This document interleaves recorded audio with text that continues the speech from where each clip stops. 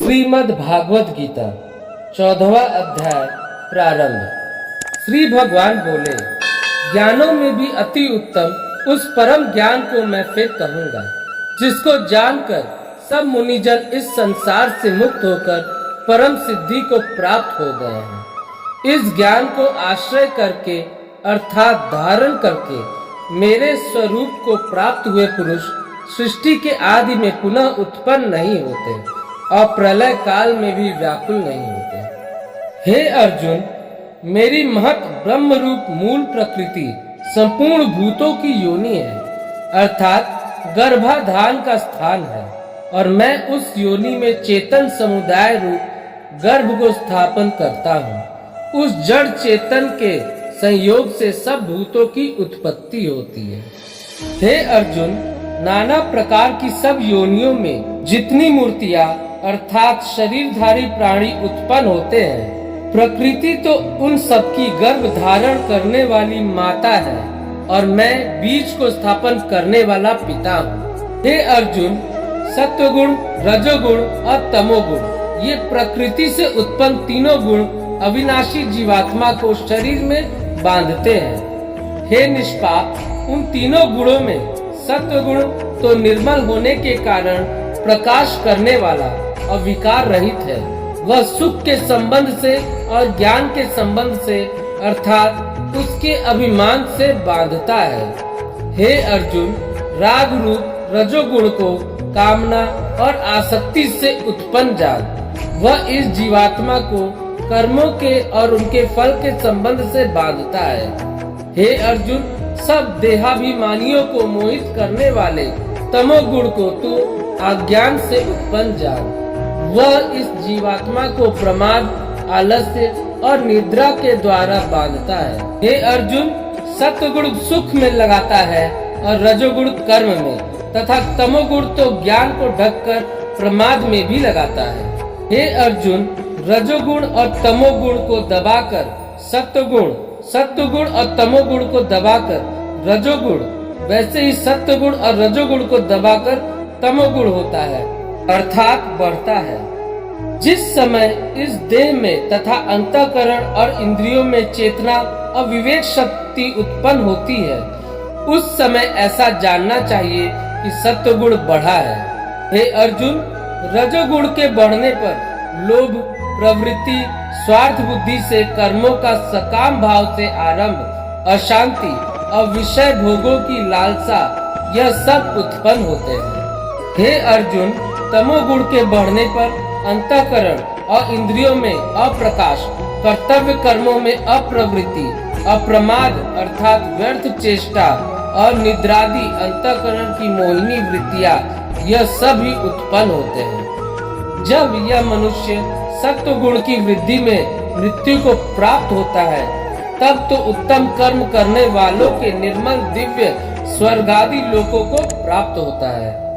रजोगुण के बढ़ने पर मृत्यु को प्राप्त होकर कर्मों की आसक्ति वाले मनुष्यों में उत्पन्न होता है, तथा तमोगुण के बढ़ने पर मरा हुआ मनुष्य कीट, पशु आदि मूढ़ योनियों में उत्पन्न होता है। श्रेष्ठ कर्म का तो सात्विक अर्थात सुख, ज्ञान और वैराग्य आदि निर्मल फल कहा है। राजस कर्म का फल दुख एवं तामस कर्म का फल अज्ञान कहा है। सत्व गुण से ज्ञान उत्पन्न होता है और रजोगुण से निसंदेह लोभ तथा तमोगुण से प्रमाद और मोह उत्पन्न होते हैं और अज्ञान भी होता है। सत्व गुण में स्थित पुरुष स्वर्ग आदि उच्च लोकों को जाते हैं। रजोगुण में स्थित राजस पुरुष मध्य में अर्थात मनुष्य लोक में ही रहते हैं, और तमोगुण कार्य रूप निद्रा, प्रमाद और आलस्यादि में स्थित तामस पुरुष अधोगति को अर्थात कीट, पशु आदि नीच योनियों को तथा नरकों को प्राप्त होते हैं। जिस समय दृष्टा तीनों गुणों के अतिरिक्त अन्य किसी को करता नहीं देखता और तीनों गुणों से अत्यंत परे सच्चिदानंद घन स्वरूप मुझ परमात्मा को तत्व से जानते हैं, उस समय वह मेरे स्वरूप को प्राप्त होते हैं। यह पुरुष शरीर की उत्पत्ति के कारण रूप इन तीनों गुणों को उल्लंघन करके जन्म, मृत्यु, वृद्धावस्था और सब प्रकार के दुखों से मुक्त हुआ परमानंद को प्राप्त होता है। अर्जुन बोले, इन तीनों गुणों से अतीत पुरुष किन किन लक्षणों से युक्त होता है और किस प्रकार के आचरणों वाला होते हैं, तथा हे प्रभु मनुष्य किस उपाय से इन तीनों गुणों से अतीत होता है।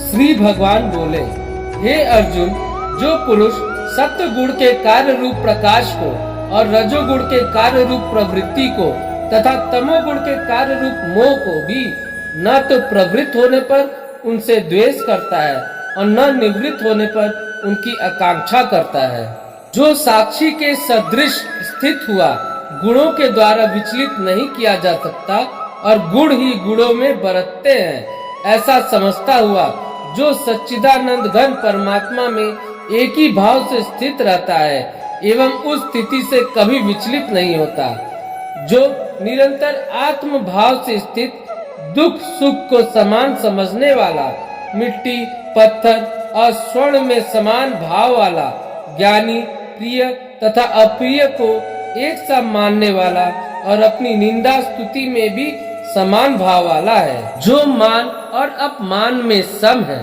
मित्र और वैरी के पक्ष में भी सम है एवं संपूर्ण आरंभों में कर्तापन के अभिमान से रहित है, वह पुरुष गुणातीत कहा जाता है। और जो पुरुष अव्यभिचारी भक्ति योग के द्वारा मुझको निरंतर भजता है, वह भी इन तीनों गुणों को भलीभांति लांघ कर सच्चिदानंद घन ब्रह्म को प्राप्त होने के लिए योग्य बन जाता है, क्योंकि उस अविनाशी परम ब्रह्म का और अमृत का तथा नित्य धर्म का और अखंड एक रस आनंद का आश्रय मैं हूँ। इस वीडियो को लाइक और शेयर करें, चैनल को सब्सक्राइब करके बेल आइकन जरूर से दबाएं।